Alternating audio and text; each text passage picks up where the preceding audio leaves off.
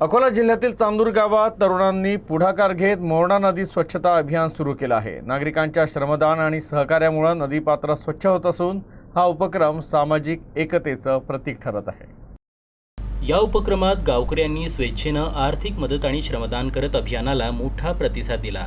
नदीपात्रातील काटेरी झाडं हटवून नदीचा प्रवाह मोकळा करण्यात आला।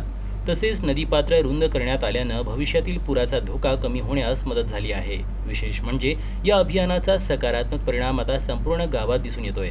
नदी स्वच्छतेसोबतच गावातील रस्त्यांचीही ग्रामस्थ श्रमदानातून स्वच्छता करत आहेत। जवळपास 2 किलोमीटर लांबीच्या मोरणा नदीला नवसंजीवनी देण्यासाठी सुरू असलेला हा उपक्रम इतर गावांसाठीही प्रेरणादायी ठरत आहे। चांदूर गावातील युवकांनी दाखवून दिलेली ही सामाजिक बांधिलकी आणि पर्यावरणाप्रती असलेली जाणीव सध्या सर्वत्र कौतुकाचा विषय बनली आहे।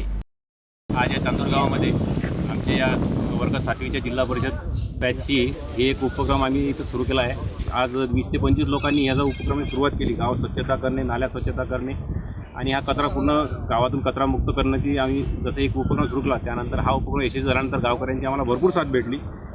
या साथीच्या भरोश्यावर किंवा यांनी जे सहकार्य केलं याची एक जे शक्ती म्हणून आम्हाला एक पूर्ण हा नदी स्वच्छता करण्याचा उपक्रम हाती घेण्याचं एक मोठी तयारी आम्ही इथं सुरू केलेली आहे। तर या तयारीसाठी आम्ही प्रथम गावात जी मीटिंग घेतली, त्या गावातून सर्व राजकीय पक्षाचे जे नेते आहेत किंवा जे काही प्रतिनिधी आहेत, प्रतिष्ठित नागरिक आहेत, यांनी आम्हाला सहकार्य करण्याचं पूर्ण वचन केलं। जे काही याला लागेल तुम्हाला सहकार्य, डिझेल असो, पैसे असो, मजुरी असो, माणसं असो, ट्रॅक्टर अवेलेबल, जे काही तुम्हाला लागेल ते आम्हाला सांगा, आम्ही सर्वतोपरी मदत करू। त्याच्या भरोश्यावर आम्ही हे आज नदी पात्र साफ करण्याचं हे काम हाती घेतलेलं आहे। या नदीपात्राचं असं होतं की या नदीपात्रामध्ये 1 ते 1.5 किलोमीटरचा हा जो परिसर आहे गावाला लागून, या परिसरात खूप मोठ्या प्रमाणात बंगाली बावळ्या झाल्या होत्या। पावसाळ्यात या बंगाली बावळ्याला सगळं आजूबाजूचा कचरा अटकून याची पाण्याची पातळी ही वाढून गावामध्ये पाणी घुसत होतं, बरंचसं शेतीचं नुकसान होत होतं।